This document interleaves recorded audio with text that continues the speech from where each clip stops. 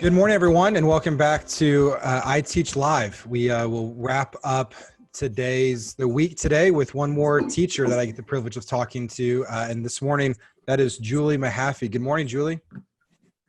Good morning. How is everything in Central Texas today? Everything's fantastic. So you're down in Cleburne, correct? Yes, I am. So my family for many, many years is from Cranfill's Gap. Beautiful area. I've traveled through there. It is. We, during quarantine, my family and I went down to the Rock Church, which is just outside of Cranfill's Gap. We took a little road trip down there.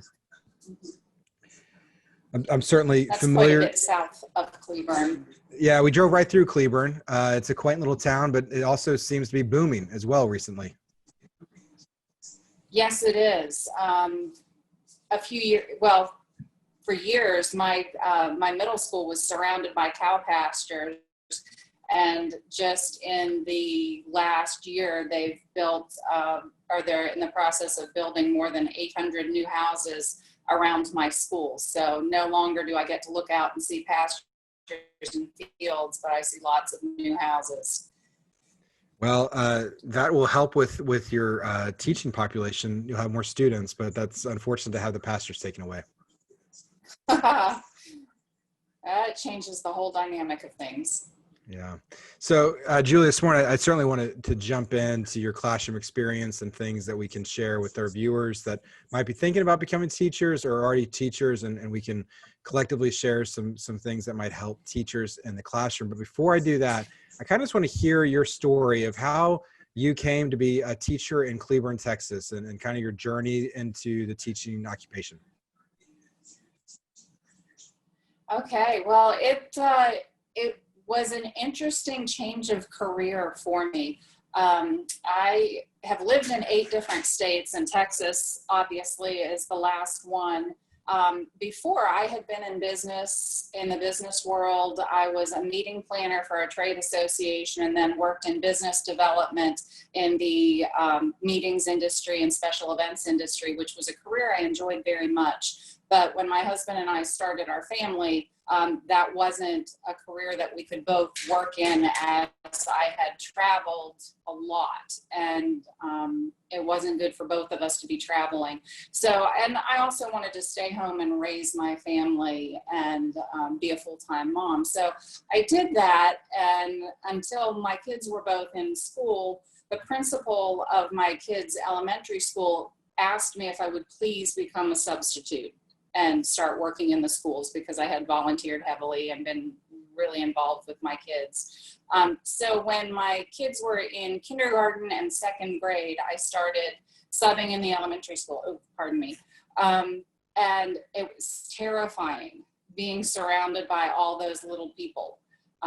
Because literally on the first day, they stuck me in a classroom of 1st graders, and there was a kid who quite literally locked himself in a locker on the first day of my substituting experience. And I thought, oh dear God, they're gonna fire me, and I've locked a kid in a locker. What do I do now? And that same kid later on, the next time I came back, climbed up in behind the plumbing of a sink and wouldn't come out. And I thought, what am I doing? This is ridiculous.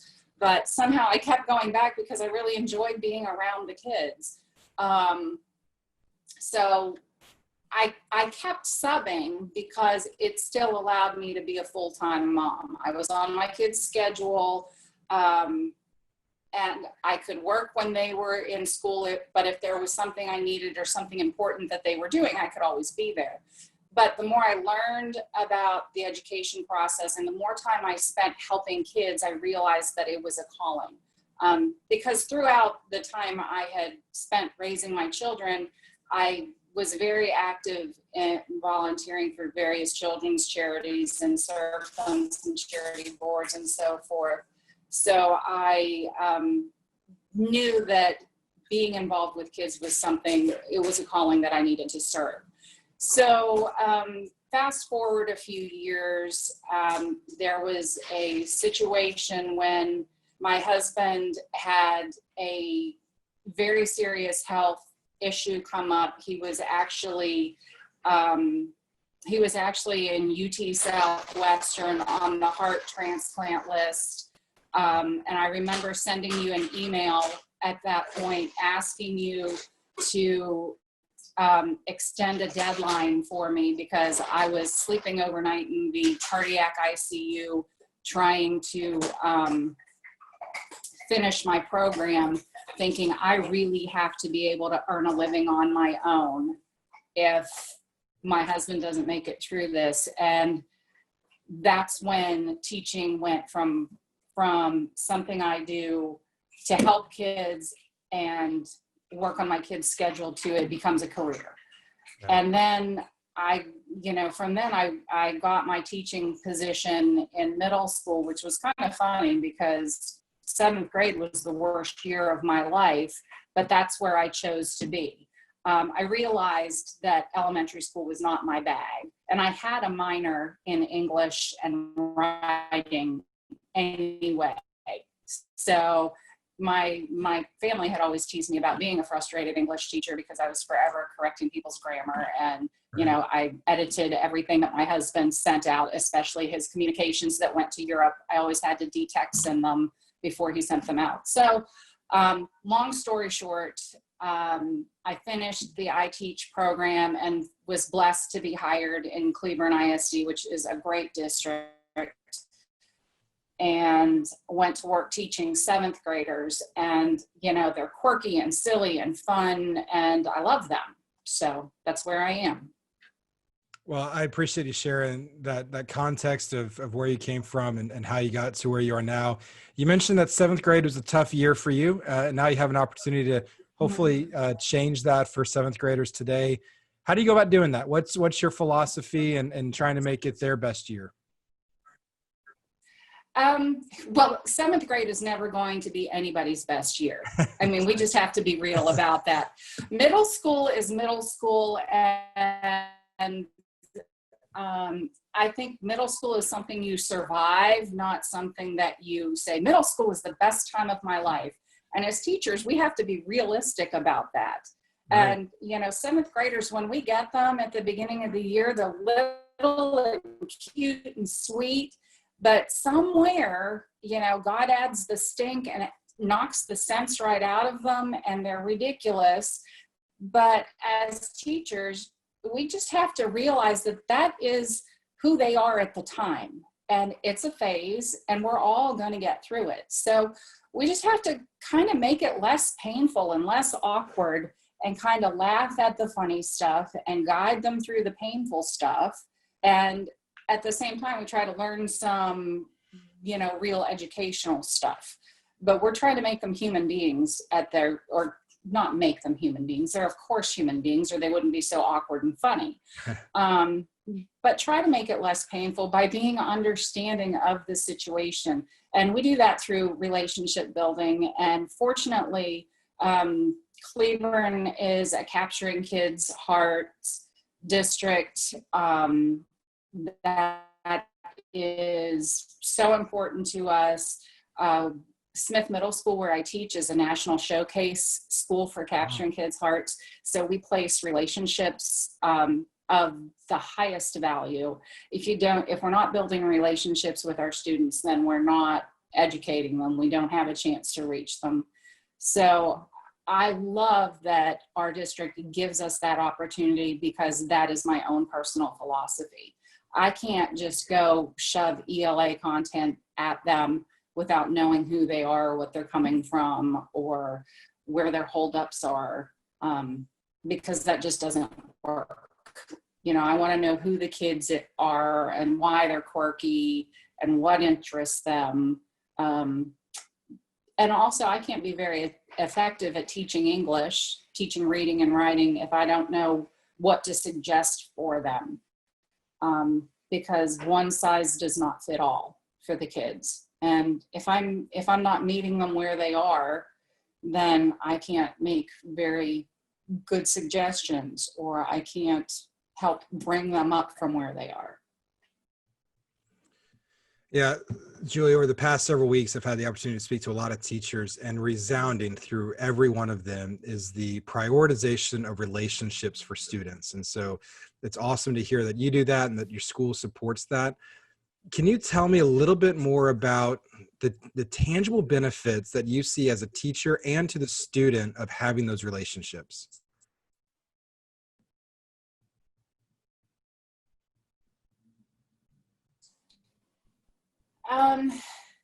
Well, the kids that will talk to me about things that are going on with their lives are more likely to tell me, hey, I don't understand this, and in my classroom, we have just as much fun as we can possibly have and still get things done. I mean, we laugh and we carry on and as much as we can and still get the job done, because nobody wants to come in and be stiff. I mean, I'm serious, and I realize that I am too serious most of the time because, I'm an older, more mature, more serious, and I was raised by very serious people and all of that. And I'm a rule. I like people to do what they're supposed to be doing and all of that.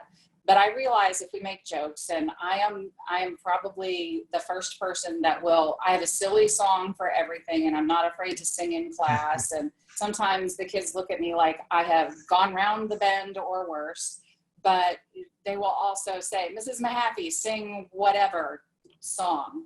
And if we do funny things like that, they are more relaxed and they relate to me, and they are less worried about saying something ridiculous or offering an answer that's off base, because I'm more likely to say something like, oh, that's a swing and a miss, but thanks for playing my game today. And it's less painful than saying, oh, no, try that again or something. Yeah. If everything is lighthearted and fun, even if we're missing the point, we're more likely to try. And if we have that camaraderie built up, and it's not just me building a relationship with the student, we build interpersonal relationships within our class. Even I was blessed this year to have my first period class, my first and second period class, I had 9 kids in that section. And what a great way to start the day, because we really knew each other. But by the end of the day, I had 25 kids in that class. We still knew each other. And if they're comfortable with their classmates and they're comfortable with me, then they're willing to talk to each other and make mistakes in front of each other and high five each other when somebody says something smart or intriguing or funny, or they're equally likely to say, well, that's boneheaded. Did you actually read that? And, good-natured banter will grow out of a family environment, which is what we really strive for. Because I won't let anybody fly under the radar. Even, my quietest kids who try, and those kids that try so hard to fly under the radar. I'll let them sit there sometimes, but I will always say, I know you're there, or I see you trying to avoid me. Don't think it's worked. And just in that, if you get a smile or a blush or something, just enough for them to recognize that I know that they're there and that they haven't succeeded in escaping my recognition, then they know we've made contact and we keep them present in the room with us. And the other kids then will often say, hey, what you doing over there? And if we keep everybody hooked in that way, then we've got camaraderie, and in teamwork, we get through things better. Well, it sounds like you put a lot of energy and thought into those relationships, and it does pay dividends for you as the teacher to have engaged students, but also for the students to have engaged peers. That's certainly a good support system to have within the classroom. Before I hop into other questions, I want to let anyone know who's watching this on Facebook. I'm happy to ask Julie any questions you have. If you're just checking us out right now, Julie is a career changer and teaches 7th grade English now down in Central Texas, just south of the DFW Metroplex. And so if you have questions for her experience, I'm happy to do my best to ask those of her. You know, I have always an innate curiosity of how teachers go about differentiating learning within the classroom. And certainly relationships will help understand where the differentiation needs to happen. But how do you go strategically through differentiating assignments? Do you use any tactics or classroom setups to do that? Well, differentiation is always a challenge, because even if I have a pre-AP class, it's still going to be a multi-ability classroom. Fortunately, now that we are working with online texts as in reading, those allow me to go through and automatically set levels for differentiation, and it builds in scaffolds for me that I can then adjust as the learner's abilities adjust. I can add things like audio files or graphics as needed, especially in our school. We team for iTeach on the side that specializes in 504 and SPED. And then we have another team that specializes in ELLs. However, I also, then on my side, I capture the twice exceptionals. So then I have ELLs that are maybe special ed also. So there's a lot of multi-ability going on. So a lot of scaffolding and differentiation that's happening in the classroom. So with our reading text being online, we are able to build that in a lot. And I'm using a couple of different online platforms that allows me to build that in. And I do, once I get to know the students, modify and adjust assignments for them. And fortunately, I work in a district of innovation, so we have the platforms to modify and adjust assignments that we push out online very easily. But in the classroom, I try to do a lot of peer tutoring and pairing, and I work in workshop model a lot, because that's how I get to know my students specifically one-on-one, is in workshop model. And I do that both with reading and with writing. Writing especially, because that is more my specialty, is writing. And if I'm not working in workshop model, then I'm not really analyzing the student's performance and building up their strengths. And when I work in workshop model, then I can just one-on-one make quick adjustments to what they specifically need to be working on, and change their assignments or focus their assignments as needed. So workshop model and differentiation work very well. Yeah, that's a great suggestion with the workshop model and your implementation of it. Someone on Facebook, Jarvis, just chimed in, and he has a question about how do you, in essence, flip the classroom to get them and motivate them to read novels and prepare outside the classroom for the in-classroom discussions? Or do you do that? Or how do you go about just the reading assignments and encouraging those completions? That is the never-ending struggle. And that was a battle I fought all year. And, you know, I would welcome suggestions from him, because within our department, within our school, you know, reading was an initiative that we were working on this year. And I have done everything from reading logs. I mean, I did all self-selected, you know, let them choose texts. I didn't force genres. I encouraged kids to choose what interested them, because I'm a firm believer that choice reading needs to be choice reading. I never said, okay, you must read historical fiction this month, because if a kid is not interested in historical fiction, they're not going to read it. I urged kids, especially if a kid likes to do hands-on stuff, I want that child to go read, popular mechanics. I want that kid to go read a cookbook. If they're reading and gaining new vocabulary, that's what I want them to do. Yes, I would love every one of them to join a lit circle and sit down and, read and discuss and annotate. But I'm not that successful there yet, and that's a growth area for me. Up until this year, I was a writing specialist. That's what I was hired to do. And then with the realignment of our TEKS, and now that our best practice is having us teach writing as a response to reading, that's, flipped my world a little bit, and I have everything to learn there. And so it's a growth area for me, for sure. So, I'm growing my library. I'm taking lots of PD on that.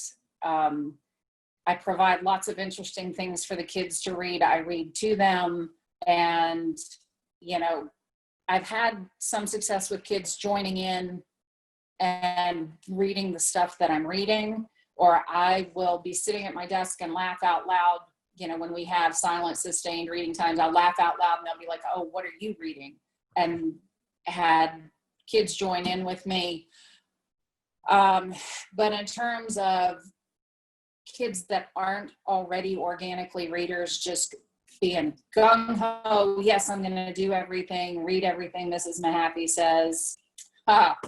If you find the magic potion, please let me know, because part of me, I'm gobsmacked. I don't understand why kids don't love to read, because when I was a kid, I used to get grounded from reading because I'd stay up all night with a flashlight under my sheets. But, and my daughter has always been the same way. My son doesn't like to read novels, but he has taught himself how to be a doer and a maker and a builder and everything, because, his little smart aleck self told me when he was in about 4th grade that the internet is not just for shopping. That's where you go, because that's where you go to read to find out how to do things and fix things. Sure. So, well, Julie, I can say remind your readers that. Yeah, I can say I think your answer is helpful. Hopefully Jarvis finds it helpful too. But even embedded in your answer, I'm appreciative of the humility you have to acknowledge that you're not doing anything perfect. You're still a lifelong learner. There's things that you can still steal and glean from other teachers. And so even that is a model to other teachers, and even new teachers. Seeing a teacher who's been doing it for a while is still acknowledging that there's work to be done. There's still things that teachers can learn. First-year teachers are not going to have it perfect. Hearing it from an experienced teacher now, it's going to be a journey, and it's going to hopefully be a career-long journey. Absolutely. The more you know, the more you need to know. That is very true. Absolutely. And I think it's even relevant for kind of the current time we're in right now. And so before I wrap up, I know we asked to steal 30 minutes of your day. I just want to let anyone on Facebook know, go ahead and get your last minute questions in.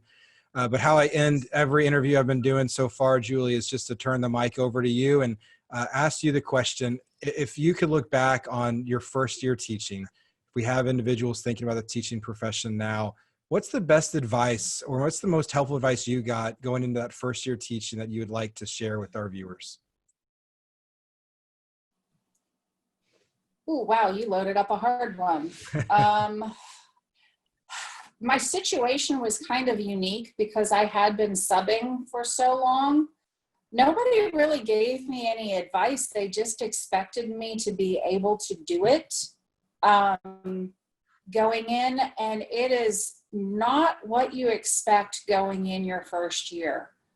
There were so many nuts and bolts that I had to learn that the first year is way harder than I ever expected. But after you get through the first year, it gets so much better. You know, the first year is probably the hardest thing you'll ever do, and then you'll start having fun. Yeah. Well, you know, that's good advice. At least be honest that it's a hard first year. I don't think any teacher would argue that, but I think in tandem with that, it's the first year is hard because you're laying the foundation for a lot better years to come. It's just kind of front loaded in terms of effort and stress and learning the routines and everything about your disposition to teaching. There's so much that a teacher learns about themselves as much as it is they learn about the teaching profession that first year. That there's a learning curve to it for sure. Absolutely. Absolutely. But it's a great choice. It's a great choice. Stick with it a while. Don't make any decisions early on. Well, Julie, I appreciate you personally just coming on and sharing your experience. It's been a joy over the past 5 weeks for me to hear different stories, and you are no different. I wish you the best this summer. Stay safe and healthy, and I'll be wishing for a return to a normal classroom in the fall. Thank you very much.